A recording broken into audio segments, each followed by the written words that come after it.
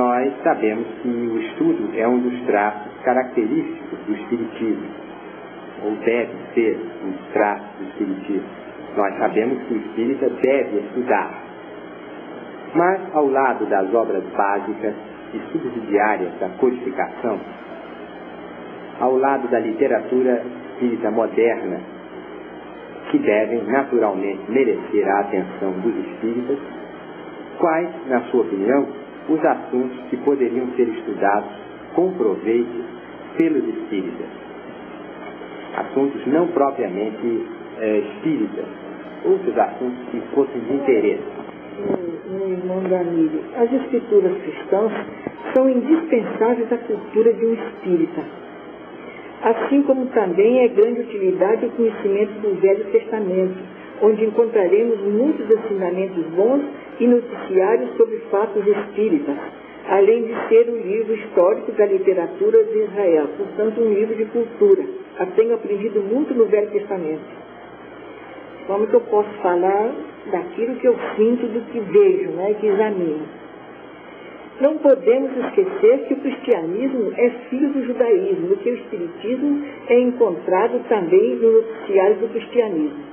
O espírita precisa ainda conhecer um pouco de história, a fim de poder dar expansão às inspirações que descerão do invisível, ajudando nos trabalhos a realizar para a divulgação da sua crença, pois em todas as civilizações deste mundo existiram o rastro da comunicação dos espíritos e princípios divinos. Dr. Bezerra de Menezes aconselha constantemente aos espíritas a leitura do cristianismo histórico, porque ele acha que todo espírita precisa conhecer a história do cristianismo, que é muito importante. Porque eu mesma tenho observado, às vezes, pessoas falando muitos trechos do Evangelho que não estão certos. É preciso, então, conhecer, estudar o mais possível. Ou nós aceitamos o Evangelho ou não aceitamos. Há espíritas que, de fato, não se dedicam muito ao Evangelho. Se dedicam mais à parte verdadeiramente espírita. Mas o conselho que nós recebemos do alto, inclusive da codificação, atinge o Evangelho, o estudo do Evangelho. O Espiritismo, portanto, é cultura geral, é nobreza intelectual e moral, é ciência transcendente. Por isso, creio que devemos conhecer tanto quanto nos seja possível, tudo quanto nos possa elevar o coração, a mente e o conhecimento. Mas não podemos também olvidar que tudo isso deve ser acompanhado da humildade do coração, da simplicidade do comportamento, sem pretensões a títulos acadêmicos geradores do orgulho. Existem espíritas incultos que tão bem compreendem as coisas de Deus e a doutrina dos espíritos, inclusive, que superam em sensatez e capacidade, e há muitos que, embora cultos, se deixam levar pelo orgulho e a vaidade de se suporem superiores. Há ocasiões em que meus guias recomendam-me ler obras profanas de todos os tipos, desde que esclareçam e edifiquem a mente. Atermos somente a literatura espírita será exclusivismo que limitará a nossa ação em favor da própria doutrina que defendemos. Muito bem, Dona Ivone.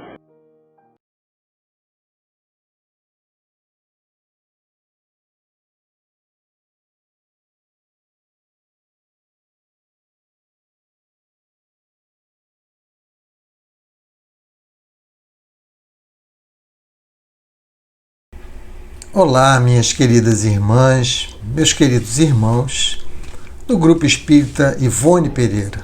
É com muita alegria e gratidão que aqui estamos em mais esta oportunidade para participarmos de mais um mês Ivone Pereira, mais um mês em que, em agosto, se homenageia essa querida ceareira que dá nome a esta casa que tive a felicidade de ver nascer.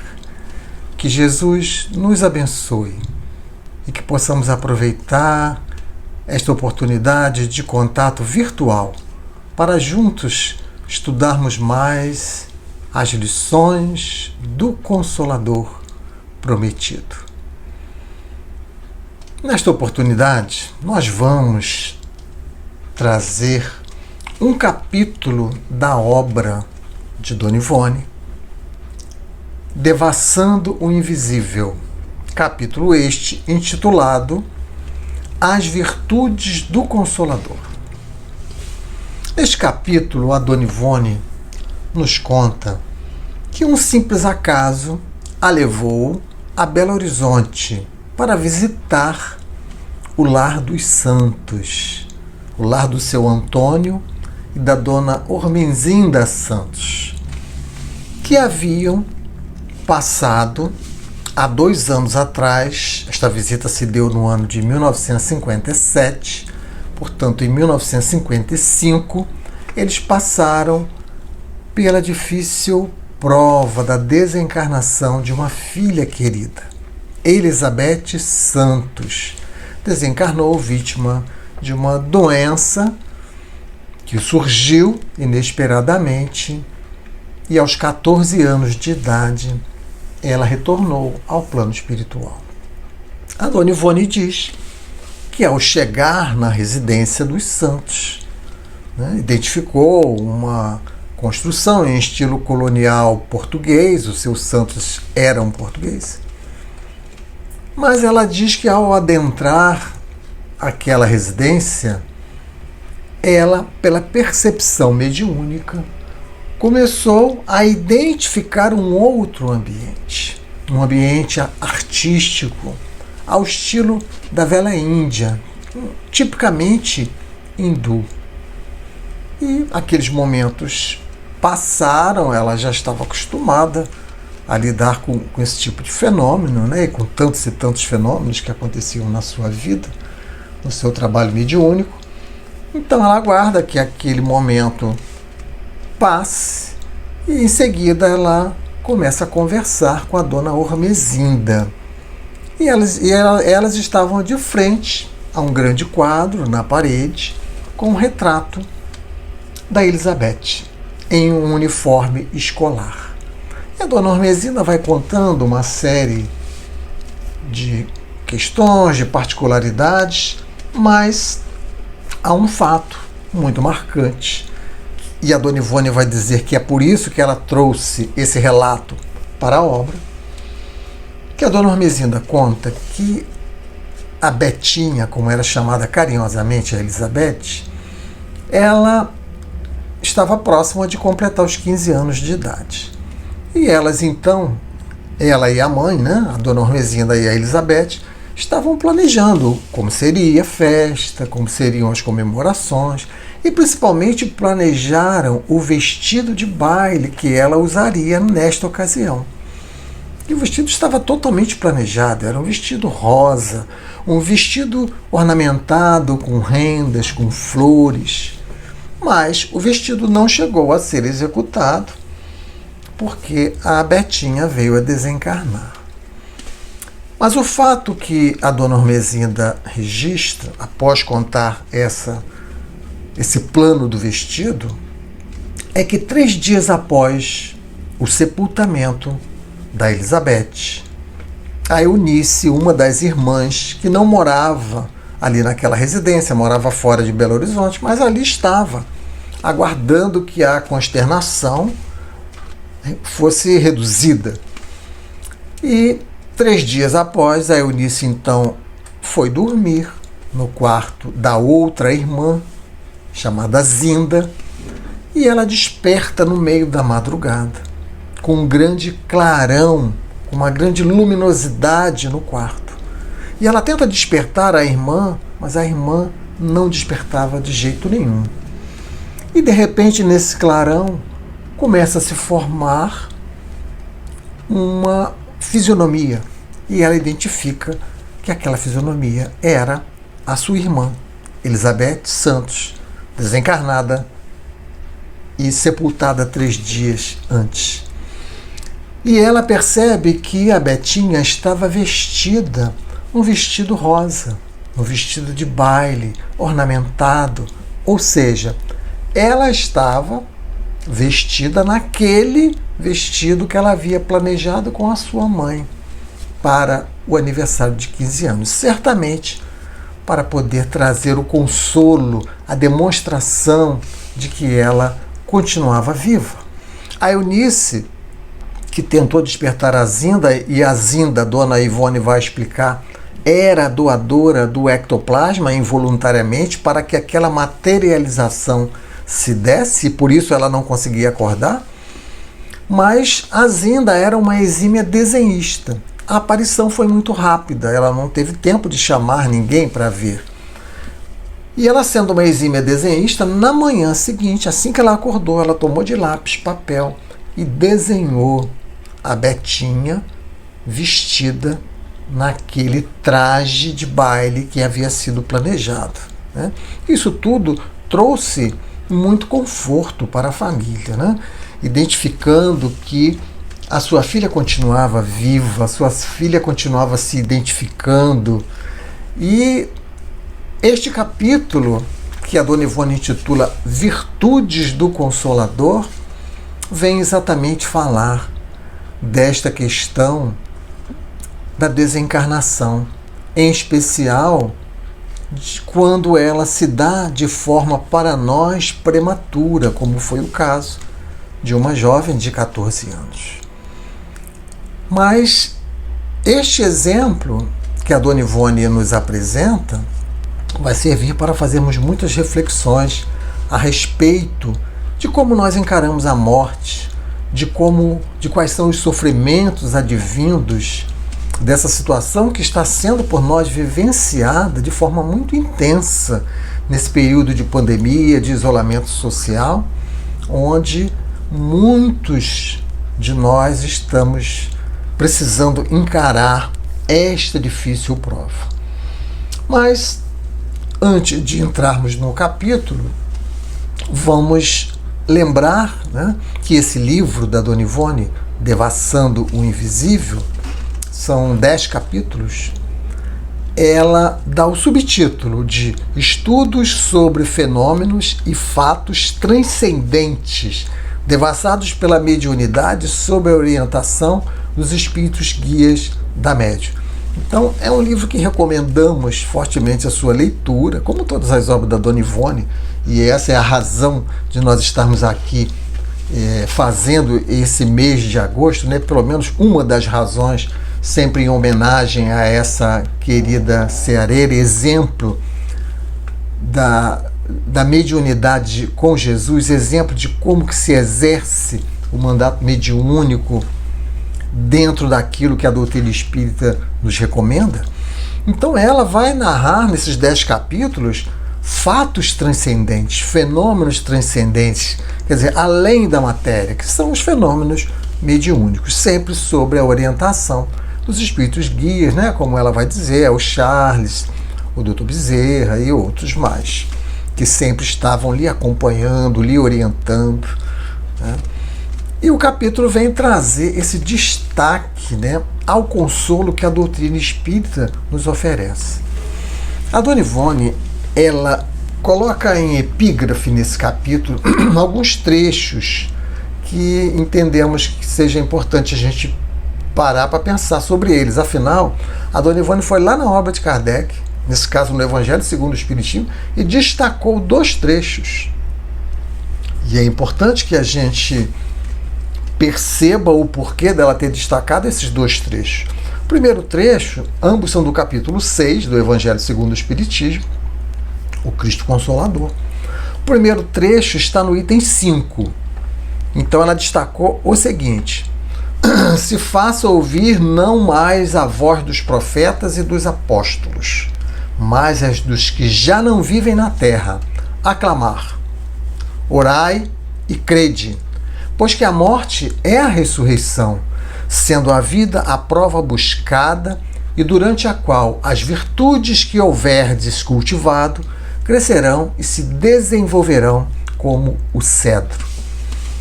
Esta mensagem é do Espírito Verdade, essa mensagem é de Jesus, né? E vale nós pararmos um pouquinho para observarmos o que Jesus está nos dizendo. Que não mais seria necessário voz de profeta nem de apóstolo. quem agora está falando conosco são os próprios espíritos que não vivem mais na Terra, que desencarnaram e agora voltam para nos falar, para nos orientar, para trazer a doutrina espírita. E eles então estão nos dizendo: orai e crede. A morte é a ressurreição. A morte é o renascimento. A morte não existe. A doutrina espírita matou a morte. E ele explica, sendo a vida, ou seja, a vida em que nós estamos no corpo físico, que não é a verdadeira vida, como os espíritos nos explicam, a verdadeira vida é a vida espiritual, mas a vida no corpo físico, a vida é a prova buscada, e durante a qual as virtudes que houverem cultivado se desenvolverão como o cedro. E aí Jesus traz esse simbolismo, né, dessa árvore da vida que é o cedro. Como sabemos, esta árvore, nos primeiros 3 anos de idade, apenas as raízes crescem. Chegam a 1,5 m a raiz, enquanto a plantinha tem 4 a 5 centímetros. Depois de 4 anos, essa planta começa a crescer e ela começa a crescer 20 centímetros a cada ano. E somente aos 40 anos ela vai produzir semente. Então é uma árvore que tem um crescimento lento e consistente. E no início são só raízes. E esse simbolismo deve ser trazido para a nossa existência física, né? As raízes são as convicções que nós precisamos ter a respeito da vida, para que a gente possa ter o consolo que a doutrina espírita nos traz. Nós precisamos conhecer, porque é o conhecimento que vai trazer o consolo. Então aqui Jesus está nos dizendo que nós precisamos desta raiz profunda também quando estamos no corpo físico. E essa raiz profunda se faz conhecendo o Consolador prometido, conhecendo as lições que a doutrina dos Espíritos nos apresenta a respeito deste assunto, que é a morte, com o qual temos dificuldades para lidar, mas precisamos superá-las, né? E a Dona Ivone apresenta um segundo trecho, também neste capítulo, agora no item 6, também de autoria do Espírito de Verdade, também de autoria de Jesus. E agora Jesus vai dizer nesse trecho que ela destacou o seguinte: venho instruir e consolar os pobres deserdados.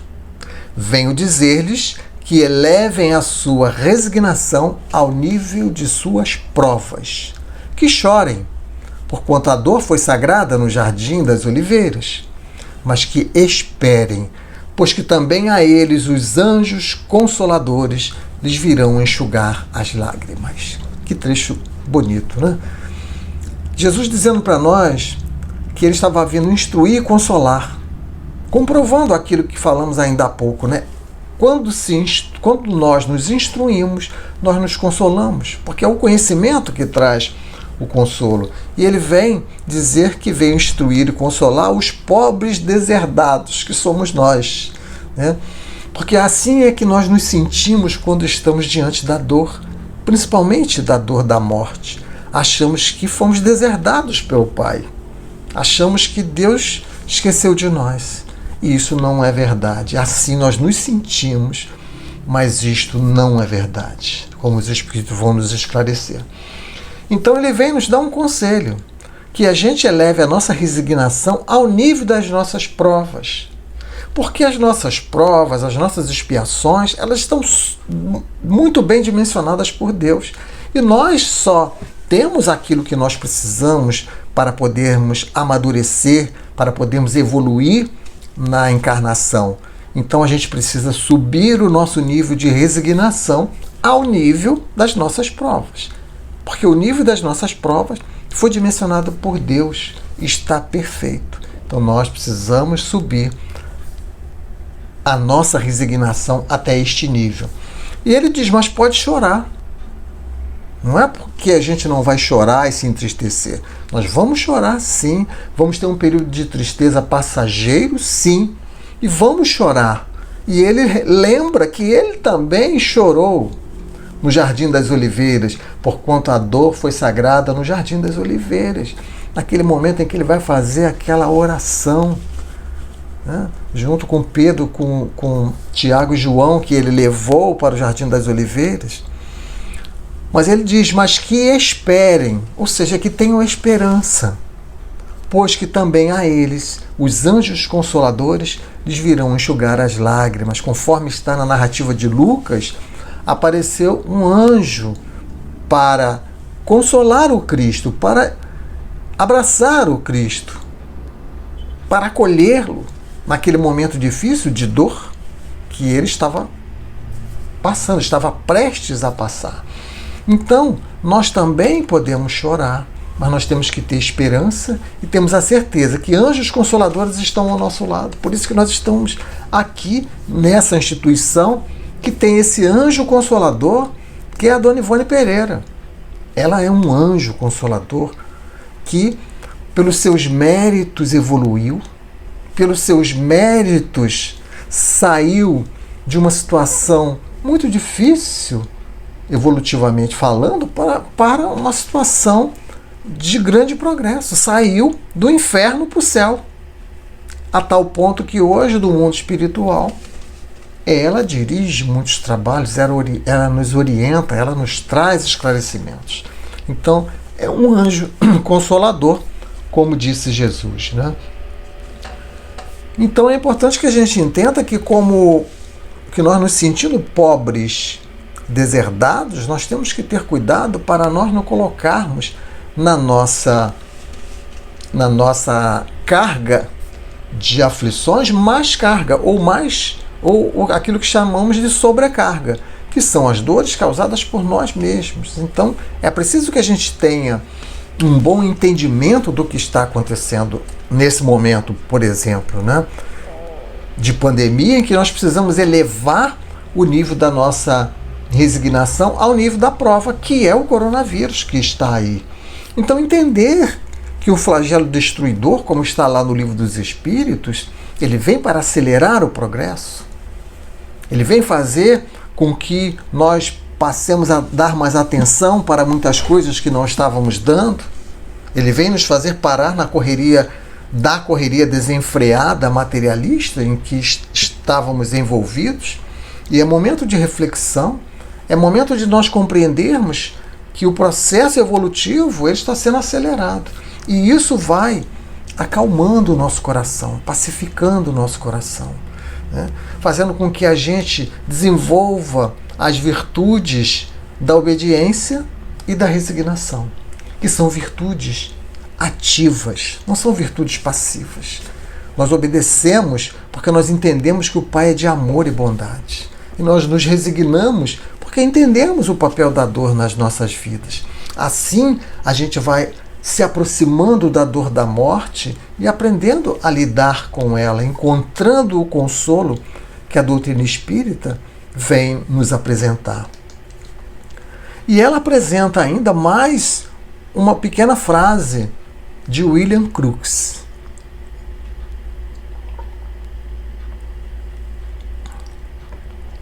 Quando ele, após fazer todas as suas experiências, né, vale lembrar que o William Crookes era um homem de ciência, né, um químico e físico britânico, que decide pesquisar os fenômenos mediúnicos com o fim de desmascarar os fenômenos, de provar que eram fraudes. Mas ele acaba se convencendo de que aquilo tudo era uma realidade. Então ele vai dizer essa célebre frase: não digo que isto é possível, digo isto é real.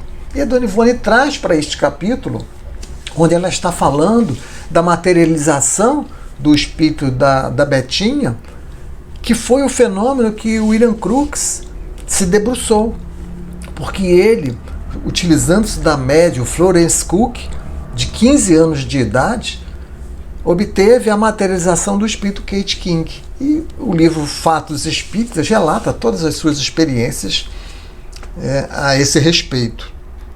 Então, a Dona Ivone entende que é importante trazer esta frase para epigrafar também o seu capítulo, que trata desta história da Betinha, né? E Leon Denis, no livro No Invisível, coloca uma frase atribuída também a William Crookes, quando ele diz assim, William Crookes dizendo, o Espiritismo está cientificamente demonstrado. Ora, ele, um homem da ciência, demonstrando que a morte não existe, demonstrando que o corpo físico é uma roupa que nós estamos usando, e que essa roupa estraga. Em alguns momentos, a gente tira essa camisa para colocarmos uma outra futuramente, até que vai chegar um ponto que a gente não vai precisar mais encarnar. Então, quando a gente vai entendendo, quando a gente vai percebendo a comprovação da imortalidade, isso consola. Por isso que é instruir, venham instruir e consolar os pobres deserdados, como disse o Espírito de Verdade. Quando a gente entende a imortalidade, quando a gente entende que a imortalidade está comprovada, isso é uma virtude que vem nos consolar. Allan Kardec tinha por hábito fazer na Sociedade Parisiense de Estudos Espíritas uma reunião comemorativa aos mortos, ao dia 2 de novembro. E ele, na Revista Espírita de dezembro de 1864, ele vai explicar o porquê dele fazer isso, né? Ele diz que ali estavam se reunindo em nome de Jesus. Então, para tal, era preciso ter comunhão de pensamentos.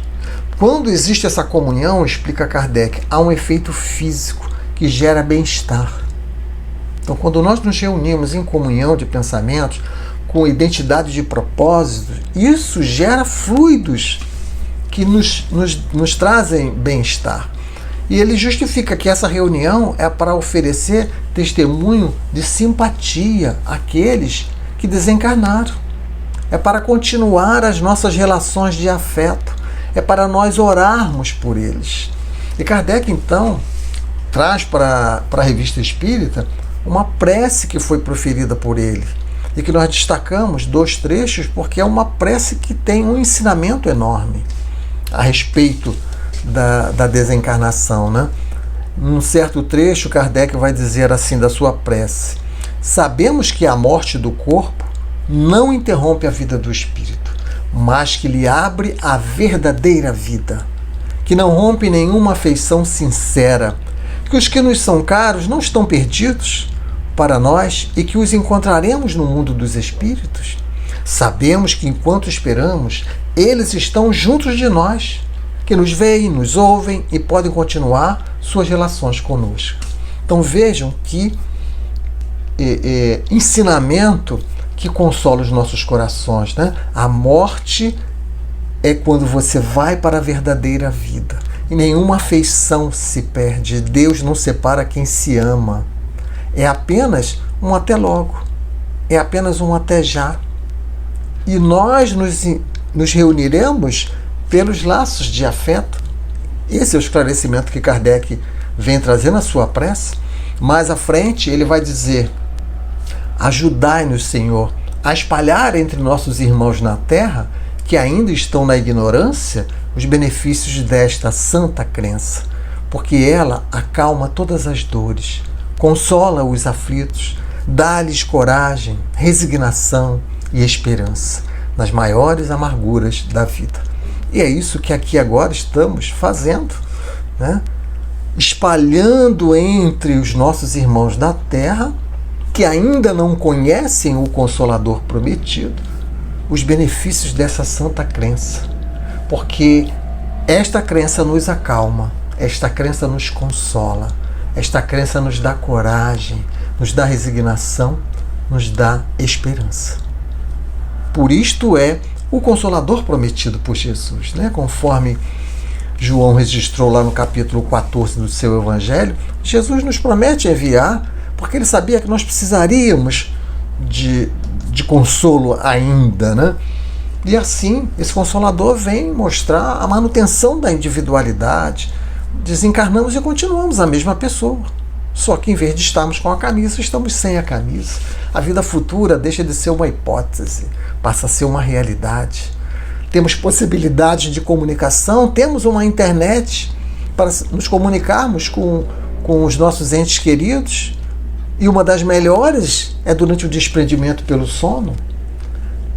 temos o entendimento de que tudo está dentro da lei de causa e efeito, de que o Pai é misericordioso, de que tudo está no seu lugar, de que as dores passarão, que o nosso destino é a felicidade. Então a doutrina espírita vem levantar esse véu desse mistério da morte e mostrar que a morte nada mais é do que a ressurreição, como disse o Cristo, ou a verdadeira vida, como disse Allan Kardec. Ora, e mais importante ainda, as dores, de todas as possibilidades de dores e também da perda de ente querido, proporcionam a aquisição de novos valores, a busca da religião. Começamos a entender as pessoas que estão sofrendo, começamos a olhar com um olhar de mais caridade, né? A nossa benevolência aumenta, o nosso afeto aumenta e impulsiona obras de caridade, muitas vezes são impulsionadas pelas dores, como nesta história, voltando agora ao capítulo do livro Devassando o Invisível, As Virtudes do Consolador. A Dona Ivone conta então que depois disso, 2 anos depois, ela voltou para visitar, isso em 1959, o Lar dos Santos.